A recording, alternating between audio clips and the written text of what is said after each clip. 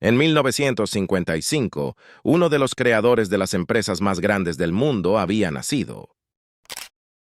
Gates nació en 1955 en Seattle. Fue el tercero de sus hermanos. Sus padres eran Mary Maxwell y Bill Gates Jr. Ellos eran ricos gracias a que su bisabuelo, William Maxwell, fundó el primer banco nacional en Seattle. El pequeño Bill era competitivo. Le encantaba probar sus habilidades en actividades al aire libre y juegos bajo techo. Entre sus juegos de mesa favoritos estaban Risk, donde el objetivo es dominar al mundo, y el siempre popular Monopoly. Competía con su hermana en cartas, en ver quién armaba más rápido los rompecabezas, en competencias de esquí y de navegación. De lo que fuera, quería hacer todo bien. Cuando la Feria Mundial fue inaugurada en 1962, la familia Gates se apresuró a ver las maravillas pronosticadas para el siglo XXI, incluida la tecnología computarizada. Bill habitualmente regresaba a ver la exhibición de alta tecnología. Estaba suficientemente claro que tenía un talento innato para las matemáticas y las ciencias. Bill era un chico solitario y con signos de rebeldía que lo estaban alejando de su madre. Se sentía incómodo en el colegio, no estaba seguro de lo que quería hacer con su tiempo. Obviamente, era un chico muy inteligente y brillante, pero le faltaba una guía. Así que, para ese momento, empezó a ir a terapia y se cambió de colegio específicamente al colegio privado Lakeside. Después de ese cambio, empezó a alcanzar su plenitud en Lakeside. Era un estudiante excelente para matemáticas. Era excelente en todo y era espléndido en teatro. Le interesaba leer diferentes tipos de libros y así sucesivamente. No estaba orientado únicamente a las ciencias y matemáticas. Tenía una amplia gama de intereses. En paralelo de que Bill comenzara la preparatoria, el programa espacial de los Estados Unidos estaba en su punto más alto. El Apolo 11 había llevado al hombre hasta la Luna en julio de ese año, pero las computadoras que lo habían hecho posible seguían siendo gigantes, que costaban millones de dólares y necesitaban un pelotón de gente para manejarlas. La mayoría de las escuelas no consideraban la posibilidad de comprar una computadora, pero Lakeside había hecho un trato que influiría en el destino de Bill Gates. Una compañía decidida ofreció a la escuela que usara su computadora a través de un enlace. El joven Gates estaba encantado por las posibilidades de esta máquina primitiva y comenzó a pasar cada momento libre en la sala de la computadora. En la preparatoria Lakeside, Bill Gates conoció a Paul Allen, un estudiante de una clase más avanzada que compartió su obsesión por las computadoras. Paul Allen y Bill Gates se hicieron muy unidos al escribir códigos de programación juntos, con los que de alguna forma competían, pero de vez en cuando peleaban. Para 1970, cuando Bill solo tenía 15 años, él y Paul Allen se asociaron en un negocio. Los chicos tuvieron una ganancia neta de $20,000 con Traf o Data, un programa computarizado que crearon para medir el tráfico automovilístico en Seattle. A pesar de que Bill venía de una familia adinerada, estaba decidido desde el inicio a formar su propia fortuna. En el verano de 1972, a los 17 años, Bill trabajó de paje en la corte de Washington. Al regresar a casa en otoño, se toma un descanso del colegio cuando a él y a Paul Allen les dieron la oportunidad de tener su primer trabajo real en una empresa de computación, pero los padres de Gates le insistieron a su hijo que terminara la preparatoria y estudiara en la universidad. Bill se graduó de Lakeside en 1973 y sus padres se enorgullecieron cuando fue aceptado en la Universidad de Harvard. Dejó Seattle y se dirigió hacia el este, a Cambridge, Massachusetts. Como estudiante del primer año, le pasó por la mente ingresar en la Facultad de Derecho, pero ninguna clase de estudio inspiraba su imaginación como su trabajo con las computadoras. A Bill le fue excelente en matemáticas, pero como era de esperarse, Cuando se dio cuenta de que no era el número uno en matemáticas, declinó su intención de convertirse en matemático mientras mantenía abiertas sus opciones académicas. Decidió adquirir nuevas destrezas fuera de clases. Dedicó gran parte de su tiempo a jugar videojuegos, especialmente póker, pero fue Paul Allen, el antiguo compañero de colegio y socio de Bill, quien le dio a Gates su mayor golpe de suerte. Allen se había mudado de Seattle a Boston por trabajo en diciembre de 1974. Encontró una revista en Harvard Square. La portada de Popular Electronics anunciaba la llegada del primer equipo pequeño de computación del mundo, el Altair 8800, Bill Gates y Allen. Supieron inmediatamente que había llegado el momento para la computadora personal. Vieron que esto venía con una fuerza y dinámica increíbles hacia la sociedad y se dieron cuenta de la oportunidad. El Altair había sido fabricado por una empresa pequeña en Albuquerque, Nuevo México, no muy lejos de un antiguo campo de pruebas atómicas en Alamogordo. Ed Roberts, director de la compañía, estaba buscando a alguien que creara el software para correrlo en su pequeña computadora. Gates y Allen lo convencieron de que eran los indicados para hacerlo y trabajaron día y noche en el Centro de Computación de Harvard. Durante 2 meses, en febrero de 1975, Paul Allen fue a Albuquerque para probar el programa que él y Gates habían elaborado. Cuando cargó en el Altair lo que Bill Gates llamó el mejor código que he escrito, funcionó. La importancia de ese momento cambió para siempre la vida de Bill Gates y la industria del software. En el verano de 1975, Bill Gates, de 19 años, y su socio, Paul, fundaron Microsoft.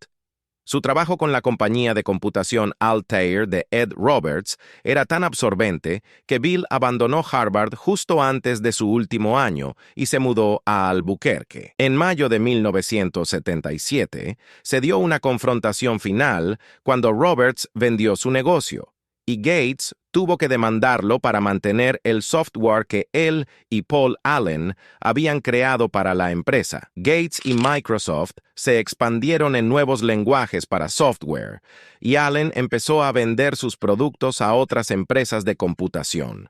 Al final de 1978, con ventas que se acercaban al $1.000.000, mudaron Microsoft de Albuquerque a Seattle.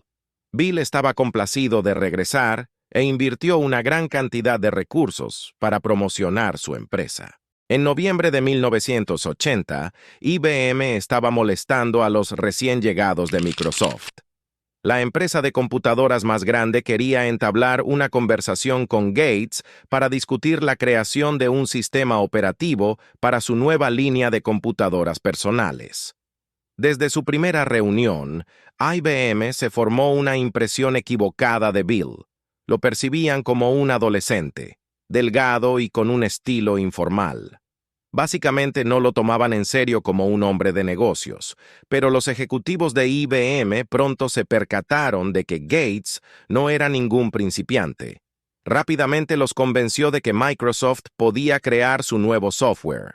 Primero compró el sistema operativo existente y luego lo adaptó para las computadoras personales de IBM.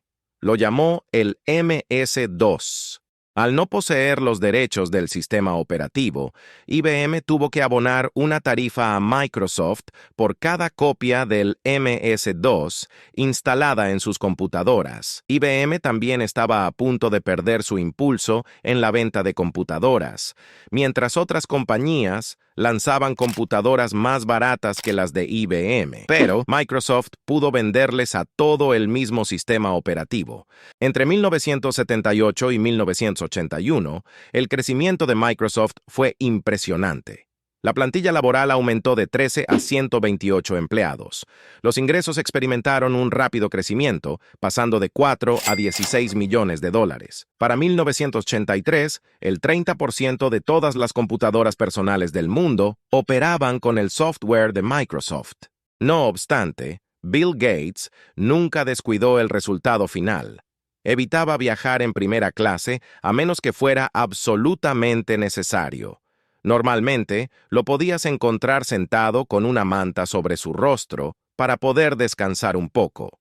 Las lecciones que sus padres le inculcaron sobre el valor del dinero y el trabajo las aplicó no solo en la gestión de su vida personal, sino también en la forma de dirigir Microsoft. El inicio de la década de los 80 fue un período emocionante para una industria mayormente liderada por individuos menores de 30 años. Microsoft comenzó a colaborar en software con compañías innovadoras como Apple y su visionario Steve Jobs. La computadora Macintosh y su software fueron ampliamente considerados como la invención más brillante de la industria y la ruta hacia el futuro. Pero no pasó mucho tiempo antes de que Microsoft y Apple se vieran involucrados en una lucha por los derechos de la siguiente generación de software. Para 1983, el horizonte parecía más que prometedor para Bill Gates, con 28 años, y Microsoft. El sector de las computadoras personales estaba en alza, y la demanda de software aún más. Bill Gates y Paul Allen se erigieron como los líderes de la era de las computadoras personales. Sin embargo, en medio del vertiginoso ascenso de su empresa, recibieron una noticia devastadora. Paul Allen, amigo y compañero desde la preparatoria, fue diagnosticado con la enfermedad de Hodgkin, una forma de cáncer. Aunque la enfermedad de Paul entró en remisión un año después, no regresó completamente al negocio de Microsoft al 100%. Este fue el fin de una era para los dos hombres de 30 años que habían fundado una empresa de relevancia global, generando millones de dólares. En 1984, Bill Gates se había convertido en el foco central de Microsoft. En abril de ese año, fue nombrado por la revista Time como el representante por excelencia de la nueva generación de empresarios. El estilo exigente de gerencia de Gates mantenía activo el proceso creativo, y a veces iniciaba fuertes confrontaciones, pero el esfuerzo rindió frutos. Microsoft contabilizó más de 140 millones de dólares en ventas durante 1985. En 1986, Gates lanzó Microsoft Windows, que se convertiría en el buque insignia de la empresa. Los críticos pronto notaron que el uso del ratón y los iconos guardaban más que un ligero parecido con el sistema operativo de Macintosh de Apple, conocido como el más amigable para los usuarios. Esto generó diversas opiniones y controversias. Al final, Microsoft venció a Apple en la corte, al demostrar que, a pesar de que existían similitudes en la forma como operaban las computadoras, cada función individual de Windows era considerablemente distinta a las funciones de Macintosh. Aunque la primera versión de Windows tuvo sus fallas, le dio a Microsoft una nueva base financiera y creativa. En 1986, Bill Gates llevó a Microsoft a la esfera pública. Retuvo el 45% de las acciones, lo que le otorgó el estatus de multimillonario a la edad de 31 años. A pesar de este éxito, nunca se sintió complacido con la posición de su empresa, lo que lo convirtió en la persona más competitiva en la industria de las computadoras personales. Ahora que las PC empezaban a tener auge, IBM decidió darle un gran impulso a su propio sistema operativo, que reemplazaría a el sistema operativo DOS, que era licencia de Microsoft. El sistema se llamó OS2. A Microsoft le preocupaba la tormenta que se les venía, sobre todo porque IBM es una empresa muy poderosa con muchos programadores, mucho dinero y una gran determinación de sacar a Microsoft del negocio de los sistemas operativos. Irónicamente, Microsoft participó en el desarrollo del OS2. Sin embargo, Bill Gates no tenía intenciones de abandonar su software. Decidió jugarse el futuro de su compañía y su reputación con el software de Windows. Y su equipo continuó mejorándolo, incluso si eso implicaba perder a IBM, que era su cliente más grande. El 22 de mayo de 1990, Microsoft lanzó Windows 3.0. Esta versión nueva y mejorada se convirtió rápidamente en un éxito en ventas. Al final, el OS/2 fracasó en el mercado, dejando a Microsoft prácticamente con un monopolio en sistemas operativos para PC. Con esto, la Comisión Federal de Comercio comenzó a denunciar que Gates estaba usando su dominio en los sistemas operativos para acabar con la competencia mediante la disminución de los precios de los productos Microsoft. En 1993, Bill Gates y Microsoft se encontraban bajo una investigación del Departamento de Justicia de los Estados Unidos. Analizaron quejas según las cuales Microsoft les cobraba a los fabricantes de computadoras una tarifa basada en el número de computadoras vendidas, incluyendo las que no tenían instalado el software de Microsoft. Así, los fabricantes de computadoras le pagarán por el software de Microsoft sin importar que estuviera o no instalado en la computadora. De esta manera, impedían que sus competidores ingresaran al mercado. En julio de 1994, Microsoft accedió a dejar de cobrar la tarifa en cuestión, y el Departamento de Justicia cerró el caso. Pero para los inversionistas no era así de simple. La investigación gubernamental, las peleas con IBM y Apple provocaron una caída del valor de las acciones de Microsoft. Ahora había más presión que nunca en lanzar la siguiente versión de Windows. Bill Gates conoció a su esposa, Melinda French, en 1987. En ese momento, Melinda estaba trabajando en Microsoft como gerente de productos. Se conocieron en una cena de negocios en Nueva York y después de un tiempo, comenzaron a salir. Bill y Melinda se casaron en Hawái el 1 de enero de 1994. Pero lastimosamente ese mismo año, su madre, Mary, quien había sido su aliada más fiel, le diagnosticaron cáncer de seno y falleció en la mañana del 10 de junio de 1994. Pero Bill siguió los pasos de su madre y continuó con su obra, creando una fundación filantrópica para ayudar a proyectos grandes de salud y educación. Pero toda su fortuna y poder no lo protegerían de la crisis que él y Microsoft tendrían que enfrentar más adelante. En 1995, el lanzamiento de Windows 95 estuvo acompañado por una extensa y millonaria campaña de marketing, logrando con ello obtener un gran éxito de ventas y convirtiéndose en uno de los sistemas operativos de escritorio más populares del mercado. El 26 de abril de 1996, Bill y Melinda tuvieron a su primera hija, Jennifer. Un año después del nacimiento de su hija, Bill se mudó con su familia a una casa soñada de $54 millones. Junto con las habitaciones de la familia e invitados, está la biblioteca que alberga el cuaderno de Leonardo da Vinci, por el que Gates pagó más de $30 millones. Mientras la vida personal de Bill Gates florecía, su carrera profesional enfrentaba obstáculos. Para 1997, se dio cuenta de que estaba rezagado en el mercado de Internet. Una compañía llamada Netscape tenía el control en las ventas del software necesario para acceder a las páginas web.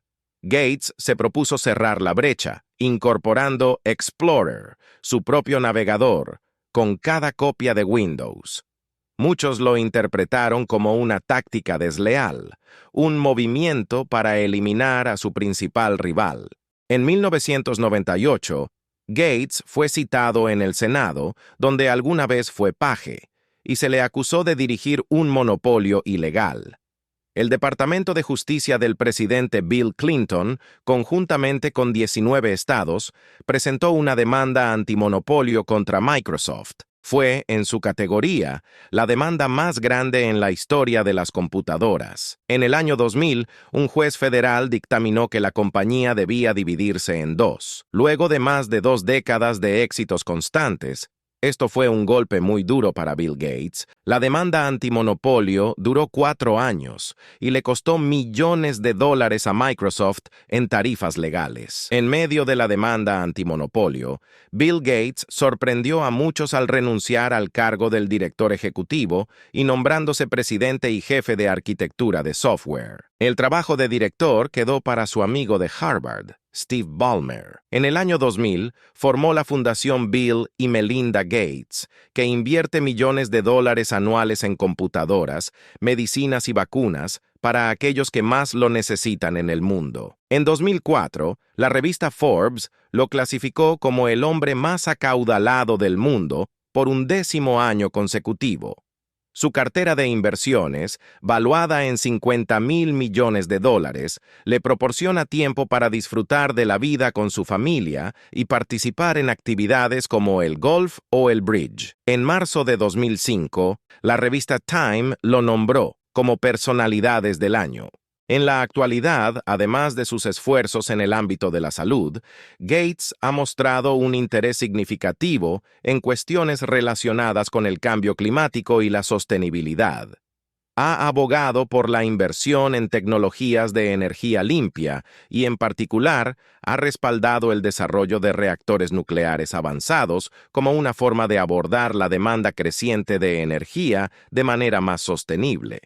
Gates ha expresado la necesidad de innovaciones en energía para combatir el cambio climático y ha invertido personalmente en empresas y proyectos que buscan soluciones energéticas avanzadas.